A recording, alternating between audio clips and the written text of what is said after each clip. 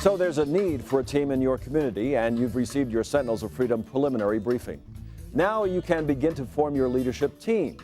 As team leader, you must be energetic and have established contacts in the local community. You are the key player in this communication process and act as the team representative in all cases. You accept final authority and responsibility in leadership matters based on the input and the support of your team. It's essential as team leader that you build an effective team. This team should consist of up to 9 other professionals who have current relevant associations and relationships in the community.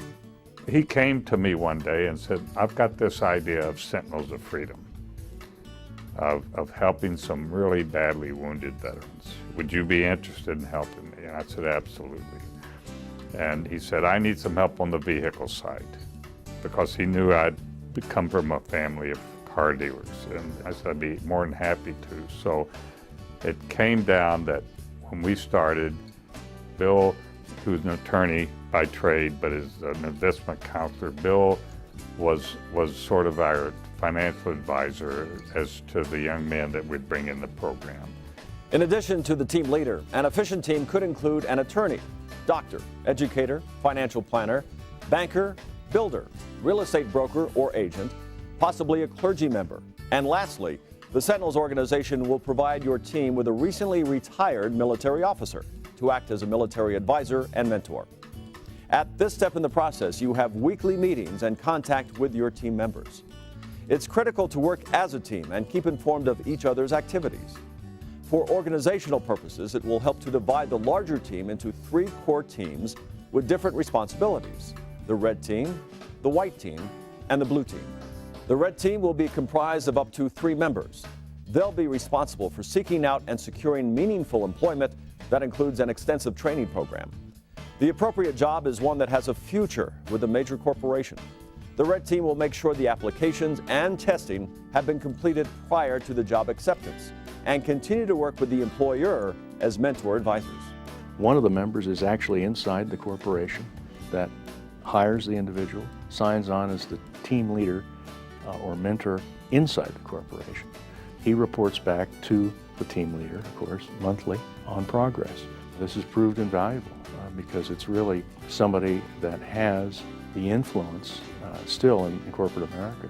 So Red Team has also the responsibility for career development inside the corporation and in the college system if this individual hasn't finished college. Most of our guys are tired when they come home at the end of the day. They're not going to be going to night school. So distance learning is going to be critical for them. That needs to be monitored, and so Red Team also does that. The white team will also be comprised of up to 3 members. This team will handle all community efforts, fundraising, supplying the home, vehicle, furniture, and other individual needs of the Sentinel and the family. The white team will also organize the welcome home ceremony, and we'll give you more details on that in another section of this DVD, and coordinate appropriate follow-up to embrace the Sentinel as a community member for up to 4 years. Even though these young people have experienced some traumatic experience that most of us haven't, there's a lot of experience in life that they haven't had. And they need to be surrounded by friends and by family. And when they come into a community, they don't necessarily immediately meet a lot of young people to associate with and so on. In my case, one of my daughters and her husband have gotten to be pretty close with Joey and Jamie, for example. I took Manny to a University of California football game a couple weeks ago with his younger brother. And he appreciated that because his younger brother's in high school. He wants him to be thinking about going to college. So you're an extension of their family. The last team is the blue team. Now this team will also have up to 3 members, but these members must understand governmental issues and be able to work with the military. Your military advisor will be a part of this team. Veterans associations and other governmental support agencies are vital to the success of the blue team. This team must coordinate the seamless transfer of the Sentinel from the hospital to the home. A strong military presence is needed, so a military officer who has retired within the last 5 years, if possible, is most helpful. I just can't think of anything I'd rather be doing with my time and my energy at this point in my life.